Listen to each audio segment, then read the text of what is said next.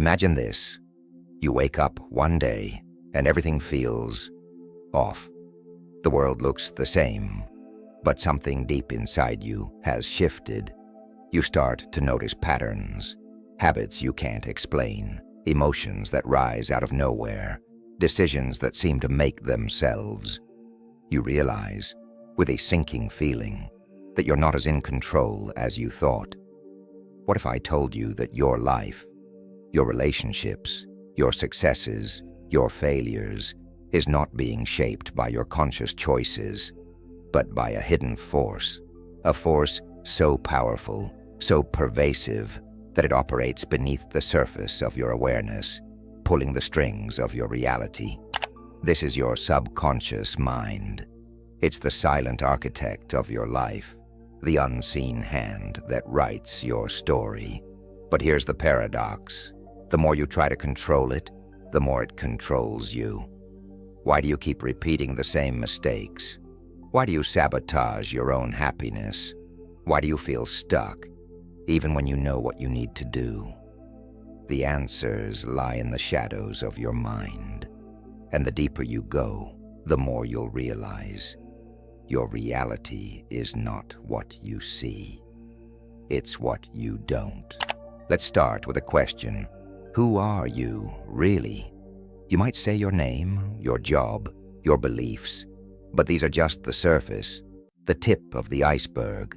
Beneath lies the subconscious, a vast, uncharted territory that holds the keys to your deepest fears, desires, and motivations.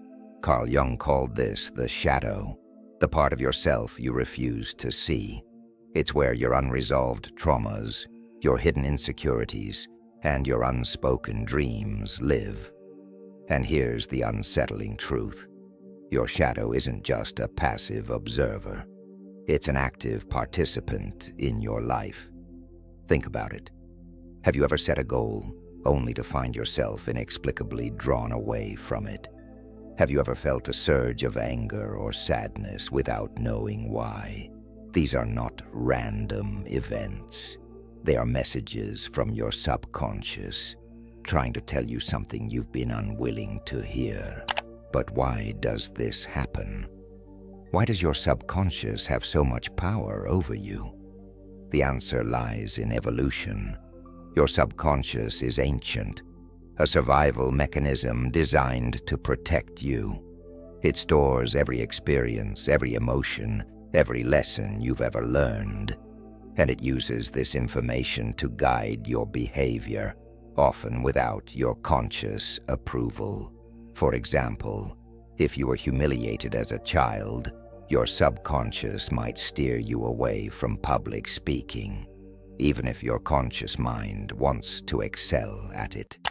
If you grew up in a chaotic environment, your subconscious might sabotage your relationships because stability feels unfamiliar, even dangerous. This is where philosophy meets psychology.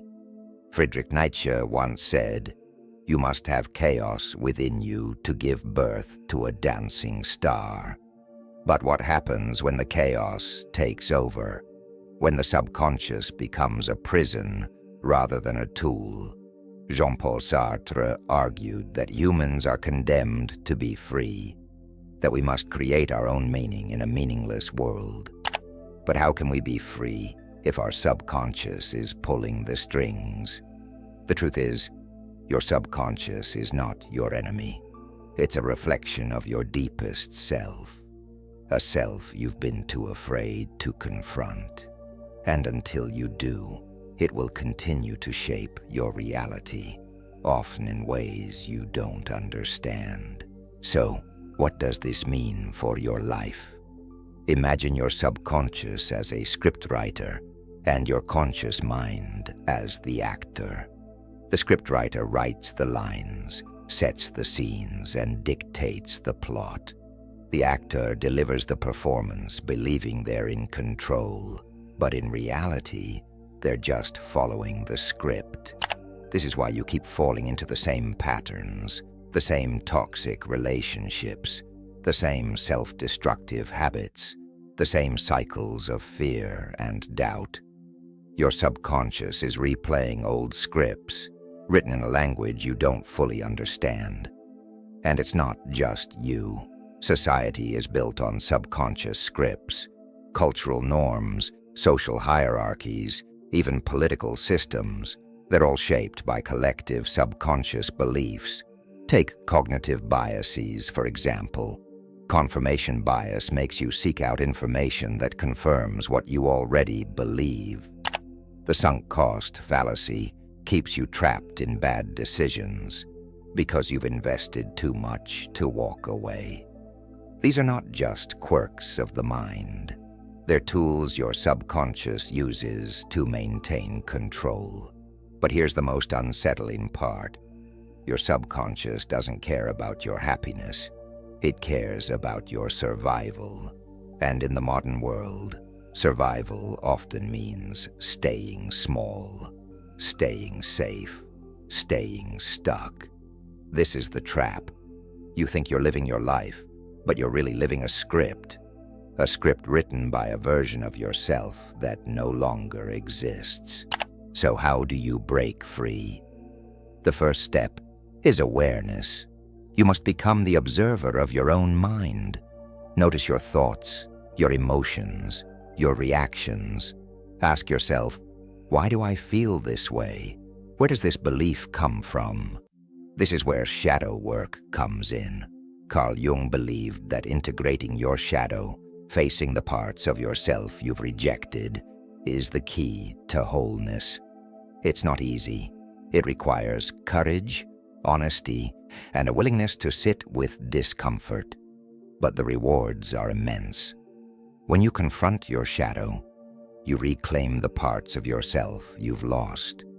You rewrite the scripts that have been controlling you. You become the author of your own story. Another powerful tool is mindfulness. By staying present, you create a gap between stimulus and response, a space where you can choose how to act rather than reacting on autopilot. And finally, question everything. Challenge your beliefs, your assumptions, your fears. Ask yourself, is this really me? Or is this just a script I've been following? Here's the ultimate truth. Your subconscious is not your master.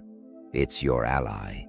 It holds the keys to your deepest wisdom, your greatest strengths, your truest self. But to access this power, you must be willing to dive into the shadows, to face the parts of yourself you've been running from. When you do, something extraordinary happens. You realize that your reality is not fixed. It's malleable, and you are the sculptor. This is the paradox of the subconscious. The more you try to control it, the more it controls you. But when you embrace it, when you integrate it, you become whole. So, the next time you feel stuck, ask yourself, what is my subconscious trying to tell me? What script am I following? And most importantly, who do I want to become? The answers are already within you. All you have to do is listen. Thank you for joining me on this journey. Until next time, may you walk in light, in wisdom, and in the knowing that you are forever part of the infinite. Don't forget to subscribe and hit the bell icon for more explorations into esoteric wisdom and ancient teachings.